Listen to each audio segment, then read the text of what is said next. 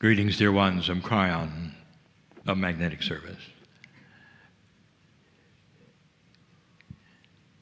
The group is here to participate in a series of teachings regarding what happened in Lemuria. This is the second of 5 channels. In these things that we speak of regarding some mysteries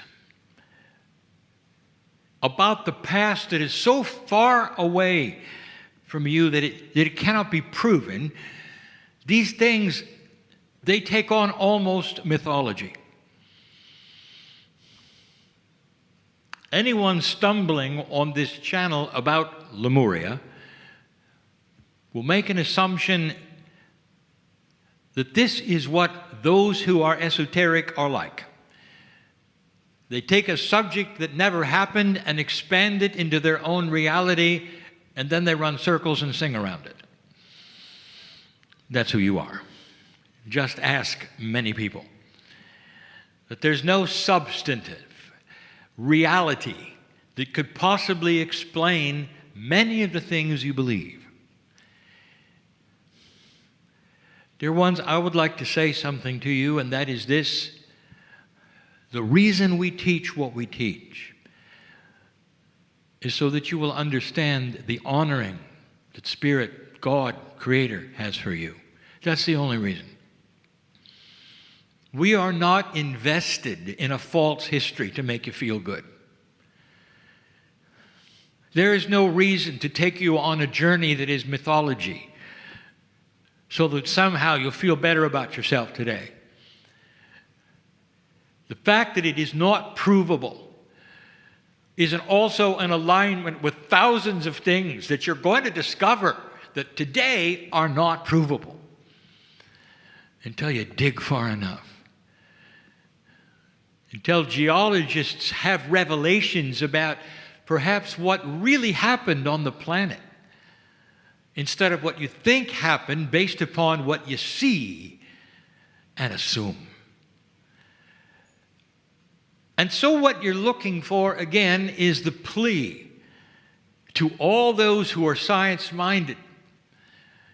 The plea to get out of the box of what you've been told or what you believe today based upon what you've studied and what you've assumed about what might have taken place on this planet. There is wonderful, magical, if you wish, information about the human being that is still yet to be revealed. Part of the issue has always been that part of your planet which has decided to become spiritual in groups that you join. And in those groups that you join is also the love of God. It's always there, dear ones. It's so interesting that the groups you might join and sign up for and have labels and buildings that you might go in, that group will then sit down and tell you in a hushed voice, remember, we're the only group that's correct. And right away, you should get up and leave. Because you can't sequester the rules around the love of God. No one can. It's grander than anything you can even possibly conceive of. What happened here is magnificent. And the idea that the Pleiadians came from another star system and altered your DNA, far-fetched, unprovable today. And in 50 years, it's in your books because there's no other explanation. Or they came to give you the truth and the proof because you're past another marker, perhaps, of consciousness that says human beings will never make war again and we're ready for the next shift. You are going to meet your star family. You have to. It always works that way when you're ready. And when you're ready, dear ones, it's going to be with a higher consciousness of humans looking just like you. who don't have multiple boxes of belief around the earth that would kill each other if they didn't do something right. The boxes may remain in a higher maturity of consciousness that says we are one of many ways to worship and love this God inside. It's our way, it's our culture, not their way, but they can do it too. Isn't it good that we can all love our own way? That's maturity. That's maturity. And the way it is today, dear ones, is not. The love of God exists in almost every belief system on this planet, and that is why they cling, each of them, cling to the fact that they're the only one who's right because they have their miracles. And if they looked around, the others would have their miracles. And if they looked around, they all have their miracles, because this is how you're treated, dear ones, with honor and beauty and the ability to have good things and benevolent things in all the boxes of religion. They don't look around enough to know it's everywhere, but they will someday. And this is going to alter in a benevolent way through leaders who have these kinds of aha experiences of allowance. Imagine. Take the leader, for instance, of the biggest belief system on the planet. That leader would have to have some changes happening right now. The leadership itself would have to be on another track. Well, it is. Did you notice? Did you notice the track it was on? And it got replaced by another pope? You think that's all an accident in what we're talking about? This is what we are itemizing, and you're seeing it in your news. These are the things that we are speaking of. Geologists, listen. What is it that rewrote everything you thought you knew about how long things take on this planet? Many of you in your lifetime watched Mount St. Helens explode. It rewrote everything you've been taught. And you know it. And if you're listening to this, you know what happened. You thought some things simply took thousands of years to be this and that, and everything moved slowly. And in moments, you got to see the same effect. And that would indicate that perhaps this planet has done a lot more volatile or different things than you ever imagined. The bias is you measure everything as though it was happening right now, as you look around today, saying this is how long it takes for water to erode this and that, and this is how long it takes for the layers to grow and become sediment and that, and never knowing, never understanding that literally on this planet it was a different paradigm before you got here. Lemuria existed, and we have told you that it is the result of one of the hot spots of this planet where the magma was close to the surface and it was building up. And rather than it poking through and having flank eruptions in that place you call Hawaii, it simply built, and a bubble pushed up the mountain. And it was volatile, and it was before humans got here. And it was here for a very long time. That mountain called Mu, in the middle of the Pacific, was a feature on the planet. And it wasn't plate tectonics that did it, it was the hot spot that did it. And then when it was finished, it subsided. But it didn't simply subside, it started to get bigger, and when it did, that was the point in time where there were eruptions. And the flank explosions happened, and those in Lemuria were frightened by it and started to leave. And slowly that mountain sunk. But that was Lemuria. And it was big. And it was very high. And we've told you about it. And channel after channel, we've given you the minutiae of it and how it was and the life on it and what was being taught. But there are those who would still say, well, I can't believe any of that because there really was no Lemuria. It sunk, but not all the way. It became what is now today the Hawaiian Islands. The Lemurians, who were part of that experience, dear ones, had no idea that it wouldn't go under completely, and they left, all of them but a few. And the few who remained have a legacy even today, and maybe I haven't figured it out.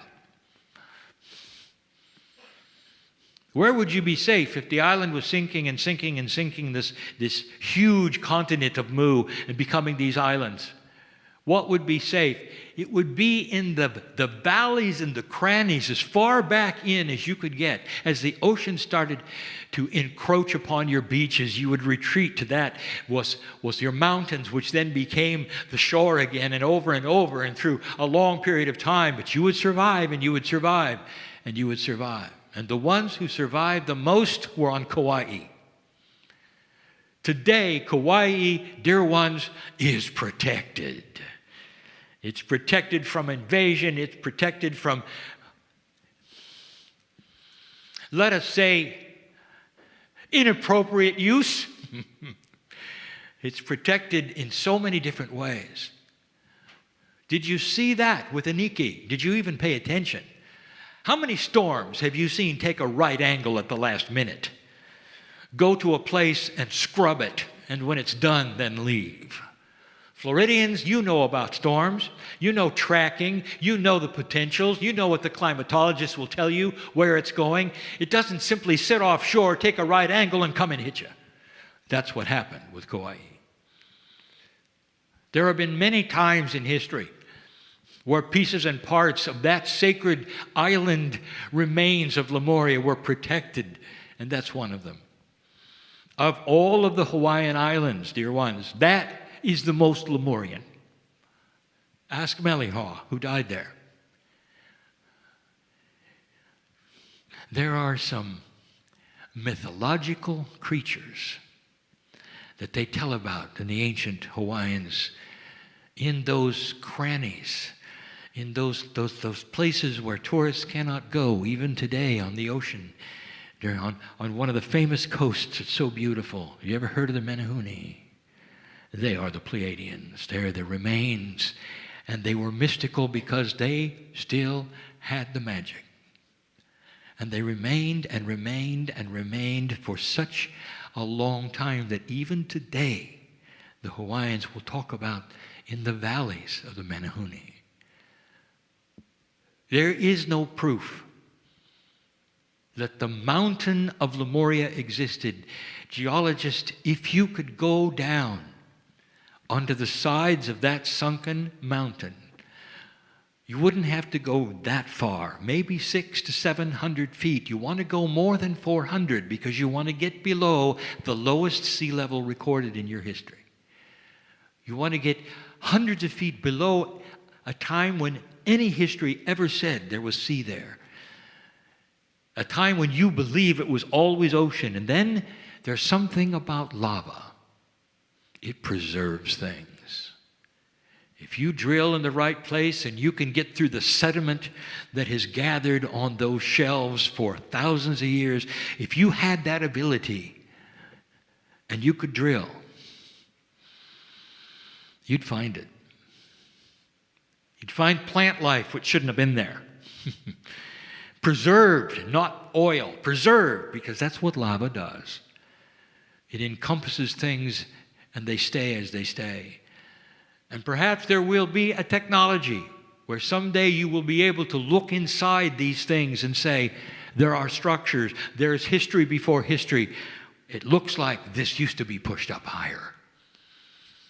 And if that occurs, dear ones, and you're around to hear it, I want you to remember this channel today. Maybe, just maybe, the things we speak of that magnify that which is a human being are right and true and accurate and not mythology and not meant simply to entertain those who you call New Age. Science is going to start catching up with things that used to be eye-rolling, and it begins now. The difficulty you're going to have, dear ones, is that it will not necessarily get to your schools. unless there are forward thinkers who create it and make it happen. Because education is one of the slowest things you have to move off of the peg of where it wants to be. And government is the second one, not the first. So you have a job before you. And the old souls in the room, some of you know who I'm speaking, will have this job to discover what you discover and present it to the planet so that regular people see it and forget the science and the reporting that says you have to go through. Believe me, if regular people start to use inventions that your government say cannot be done, it will get attention. If the way of reporting science and that in discoveries of academia, you skip it and instead you go right to the public and you go right to the internet and you show them and you tell them and you ask them for them to participate and them to discover, you're going to find that academia is going to sit there with egg on its face. If you had gone to academia, if you had gone to the universities, if you'd gone to the government, it might take decades. You go to the public, and they're going to be using it even before the government acknowledges it exists. This is a new paradigm, and you have the tools, don't you? One of the reasons the internet and social media has raced forward at the degree it has is to prepare this planet to be informed in a different paradigm, with scientists who are not afraid to do it, not afraid they'll lose tenure at a university, who gather together in groups in order to solve the world's problems because they needed solving, not because they might get a prize. That's happening. Watch for it. These are changing times. Lemuria existed. The island was there.